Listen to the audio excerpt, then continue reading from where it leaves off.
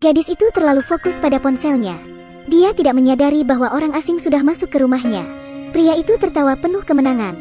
Dia terus membuat kebisingan di rumah itu. Mengapa pria itu begitu lancang di rumah orang lain? Ternyata, karena dia tahu bahwa gadis itu tuli dan bisu. Gadis itu tidak bisa mendengar suara sama sekali. Nama gadis itu adalah Kyungmi. Ibu Kyungmi juga seorang tuli dan bisu. 3 jam yang lalu, Kyungmi mengantar ibunya keluar untuk membeli barang. Dia pergi ke tempat parkir bawah tanah sendirian untuk mengambil mobilnya. Kyungmi akan menjemput ibunya, tapi di tengah jalan dia menemukan sesuatu. Seseorang membuang sepatu kulit putih. Kyungmi mencari dari mana asal sepatu itu dilempar. Dia sendiri dalam kegelapan. Kyungmi menemukan seorang gadis penuh memar. Kyungmi mahir dalam bahasa bibir. Gadis itu, Sojung, memohon untuk diselamatkan. Tapi Kyungmi belum melakukan apa-apa. Tiba-tiba, seorang pria muncul, melumpuhkan Kyungmi dengan mudah. Sojung dengan berani mendorong pria itu agar menjauh. Kyungmi ketakutan. Dia bangun dan berlari cepat. Tidak jauh dari sana, ibunya masih menunggu Kyungmi. Kyungmi takut ibunya akan terluka, sehingga dia berbalik dan berlari ke tempat parkir. Pria itu berusaha mengejar Kyungmi. Mobil Kyungmi diparkir di area C. Ketika dia datang ke pintu belakang area B, ternyata gerbangnya ditutup. Kyungmi pelan-pelan memutar pegangannya agar pintu terbuka. Tapi dia tidak tahu, saat dia membuka pintu itu telah menimbulkan suara, sehingga membuat pria itu mengejarnya. Kyungmi membuka pintu dengan cepat. Saat pria itu mengejar Kyungmi, Kyungmi masuk melalui celah pintu itu. Dia mencoba mengejar Kyungmi tapi pintu itu terlalu kecil untuknya. Kyungmi menemukan mobilnya. Agar tidak menimbulkan suara, Kyungmi tidak menggunakan kunci otomatis. Jadi, dia membuka pintu mobil dengan kunci manual. Setelah Kyungmi masuk ke mobil, dia mengambil napas panjang. Lampu sensor suara yang dipasang di mobilnya aktif. Dia terdiam. Ini artinya, ada suara seseorang di dalam mobil. Kyungmi menoleh ke belakang. Dia melihat pria itu sudah duduk di belakang mobil.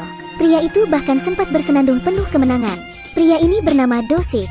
Beberapa bulan terakhir, terjadi pembunuhan berantai di daerah setempat. Dia adalah pembunuh yang dicari oleh polisi. Kyungmi tanpa pikir panjang langsung menginjak pedal gasnya. Do-sik tidak siap sehingga terdorong ke belakang. Kyungmi menabrakkan mobilnya ke dinding dan berhenti. Do-sik terlempar lagi ke depan. Kyungmi mengambil kesempatan ini untuk melarikan diri. Kyungmi mulai berlari lagi.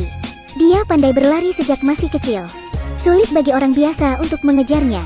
Do-sik mengejar Kyungmi dengan menyusuri lorong yang sempit dan gelap. Kyungmi bergegas keluar. Ibunya masih menunggu tidak jauh dari sana ada alarm keselamatan. Kyungmi segera menekan alarm itu. Lampu di sekitar langsung menyala, dan kamera CCTV bergerak. Kamera mulai fokus. Kyungmi dan ibunya hanya perlu berada dalam jangkauan cahaya. Do-sik tidak berani mendekat. Polisi bertanya apa yang terjadi melalui pengeras suara. Tapi mereka berdua tidak bisa bicara. Kyungmi bingung dan panik. Do-sik yang licik tidak menyerah. Dia kembali ke mobil dan mengganti baju. Kemudian muncul di depan mereka dengan pakaian yang bagus. Dia baru saja memakai topeng. Sebelumnya, Kyungmi tidak dapat melihat wajah pelaku dengan jelas. Kyungmi mengira dia bertemu penyelamat. Dia terburu-buru untuk meminta bantuannya. Do-sik berbohong mengatakan bahwa saudara perempuannya tidak dapat ditemukan. Dia datang untuk mencari saudara perempuannya itu. Kyungmi percaya itu benar. Kyungmi mengira dia adalah saudara Sojung, gadis yang terluka tadi. Kyungmi segera memberitahu Do-sik di mana Sojung. Tapi ibu Kyungmi merasa bahwa pria itu terlihat berbahaya. Ibunya terus memegang Kyungmi agar tidak pergi. Kyungmi berusaha membujuk ibunya agar Sojung dapat terselamatkan. Jebakan Do-sik berhasil. Dia mengikuti Kyungmi dan ibunya dari belakang. Dari belakang, Do-sik seperti ingin melakukan sesuatu. Tiba-tiba, mobil polisi datang. Kyungmi dan ibunya segera berlari ke arah polisi. Rencana Do-sik gagal. Dia sangat marah karena kesempatannya hilang. Polisi membawa ketiganya ke kantor polisi untuk diinterogasi. Kyungmi sedang mengecek CCTV bersama polisi. Do-sik dan ibu Kyungmi menunggu. Tidak sengaja, ponsel Do-sik jatuh. Ibu Kyungmi melihat wallpaper ponsel Do-sik. Wallpaper ponsel Do-sik menampilkan foto seorang gadis.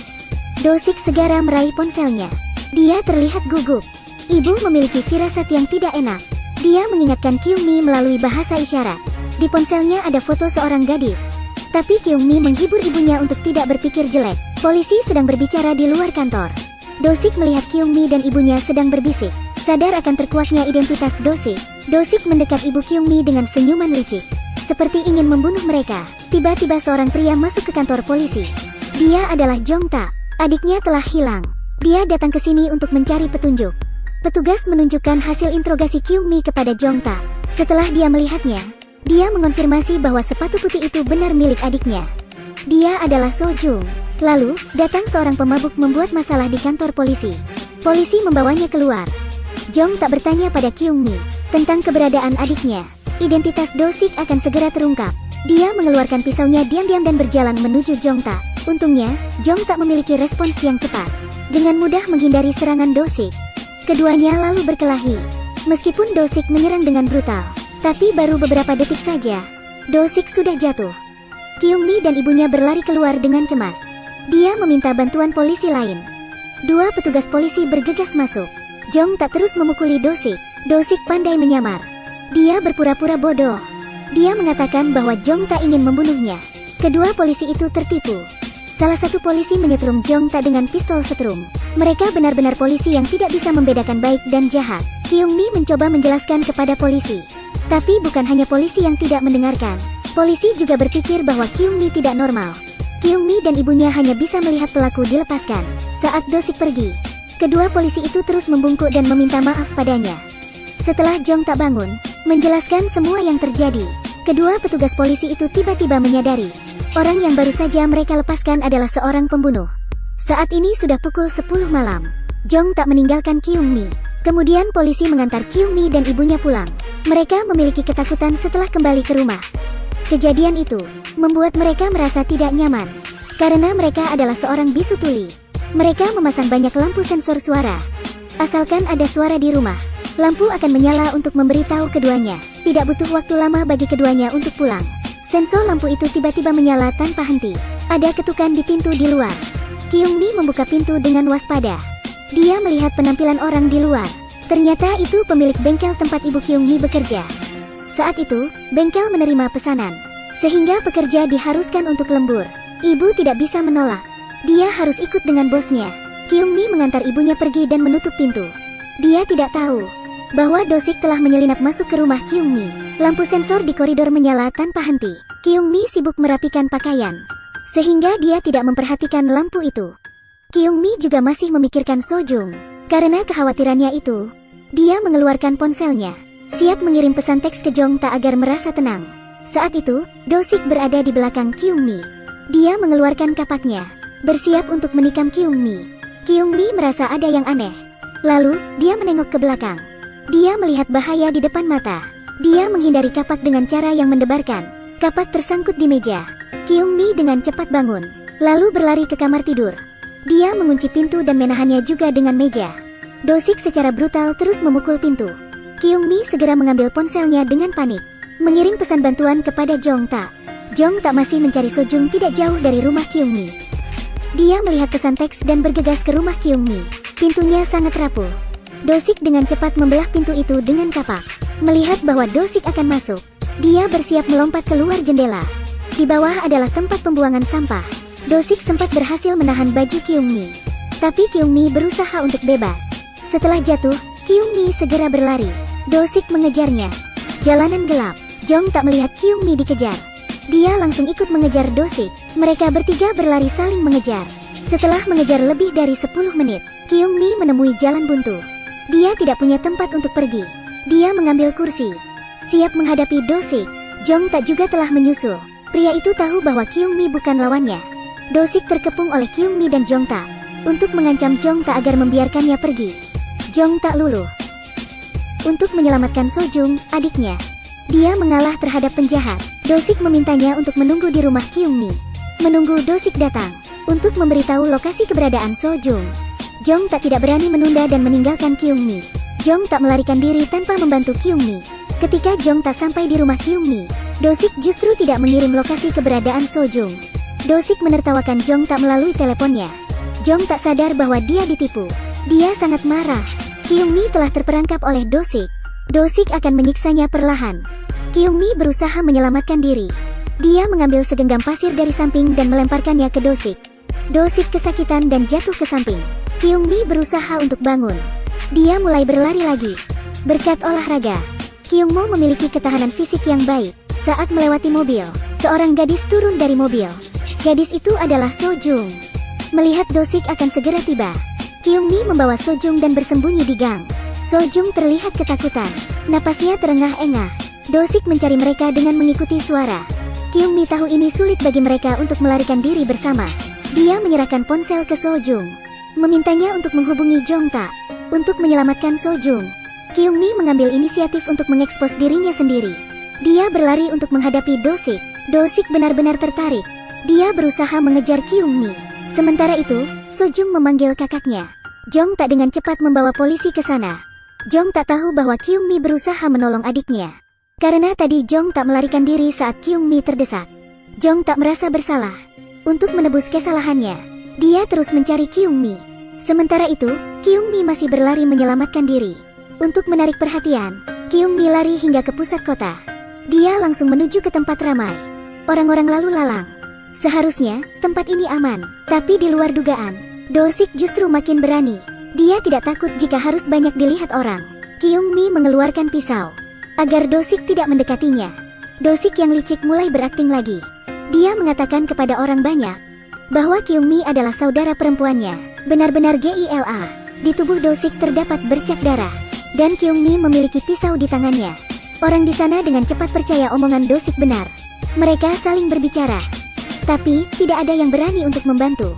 Kyungmi yang putus asa tidak bisa menjelaskan. Dia hanya bisa melarikan diri lagi. Dengan menerobos para pejalan kaki, dia beruntung bisa melarikan diri dari Dosik. Dosik berdiri di persimpangan. Saat ia hampir menyerah, beberapa tentara datang. Mereka membawa Kyungmi untuk Dosik. Ketiga tentara itu menyaksikan apa yang terjadi dan menganggap Kyungmi memiliki penyakit mental. Jadi, mereka bekerja sama untuk menangkap Kyungmi, lalu dibawa kepada Dosik.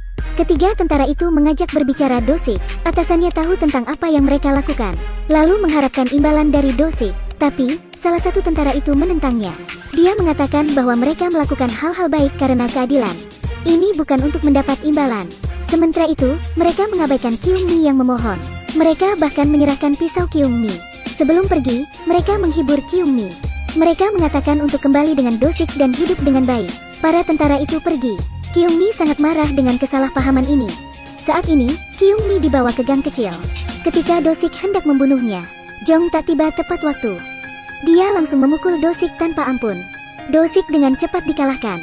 Jongta mendatangi Kyungmi, meminta maaf karena tadi telah meninggalkannya. Tapi belum selesai mereka berbicara, Dosik benar-benar berdiri di belakang Jongta, memukul kepala Jongta dengan kaca. Tangisan ibu Kyungmi terdengar dari kejauhan mencari anaknya. Dosik tersenyum pada Kyungmi dan bergegas keluar gang. Dia melihat ibu Kyungmi dan mencoba menghentikan ibu Kyungmi. Kyungmi melihat itu. Dia mengambil pisau dan berlari ke arah Dosik. Dosik terlambat untuk melarikan diri. Kyungmi memeluk Dosik. Tapi kali ini yang terluka bukan Dosik tapi Kyungmi. Kyungmi dengan sengaja menusukkan pisau ke tubuhnya, lalu membiarkan Dosik memegang pisau itu. Kyungmi tersenyum setelah melakukan semua ini. Kemudian Dosik mencabut pisau itu. Saat itu, Dosik tidak bisa lagi berpura-pura. Di tengah orang banyak dia tertangkap memegang pisau. Ia ingin menjelaskan kepada orang-orang di sekitar, tapi semua orang ketakutan dan menghindari Dosik. Pada saat itu, polisi tiba. Kyungmi tersenyum meledek. Dosik kesal. Dia ingin membalas Kyungmi dengan menusuknya, tapi polisi melumpuhkannya di kaki. Dosik bermaksud untuk menangkapnya. Karena Kyungmi berada tidak jauh dari Dosik, Dosik memprovokasi Kyungmi dengan gerakan. Dia marah berteriak ke arah Kyungmi. Melihat ini, polisi harus menembaknya lagi. Kali ini, Dosik mendapat beberapa tembakan dan akhirnya jatuh. Film ini adalah film penuh ketegangan berjudul Midnight. Alasan Kyungmi menusuk dirinya sendiri adalah karena dia tahu itu mempermudah polisi untuk menangkap Dosik, bahkan jika Dosik sudah ditangkap. Tapi selama dia memiliki uang, dia akan bebas lagi. Jika ingin melindungi dirinya sendiri dan orang lain, Kyungmi hanya dapat memilih melakukan cara ini. Biarkan Dosik menghilang selamanya. Sungguh gadis yang cerdas, pemberani, dan baik hati. Teman-teman yang tertarik dapat menontonnya. Sampai jumpa.